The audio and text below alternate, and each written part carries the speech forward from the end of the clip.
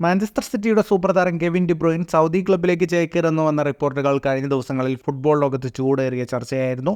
ഇക്കാര്യത്തിൽ വ്യക്തത വരുത്തിയിരിക്കുകയാണ് ഇപ്പോൾ Man City coach Pep Guardiola.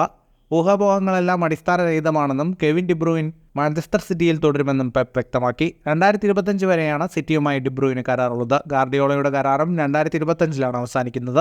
Saudi ക്ലബ്ബുകളുടെ ഓഫറുകൾ നിരസിക്കേണ്ട കാര്യമില്ലെന്നും വലിയ പ്രതിഫലം കരിയറിന്റെ അവസാനം താരങ്ങൾക്ക് ആവശ്യമാണെന്നും ഡി ബ്രൂയിൻ പറഞ്ഞിരുന്നു. ഇതോടെയാണ് ബെൽജിയൻ താരം സിറ്റി വിട്ടേക്കുമെന്ന അഭ്യൂഹം പടർന്നത്. ഓഗസ്റ്റ് 30 അവസാനിക്കുന്ന ട്രാൻസ്ഫർ ജാലകത്തിൽ മാഞ്ചസ്റ്റർ സിറ്റി കാര്യമായി ഇടപെടില്ലെന്നും സ്ക്വാഡിൽ കാര്യമായ മാറ്റമുണ്ടാവില്ലെന്നും ഗാർഡിയോള വ്യക്തമാക്കി. സിറ്റി കോച്ചിന്റെ വാക്കുകൾ ഇങ്ങനെയാണ്: കെവിൻ എവിടെയും പോകുന്നില്ല.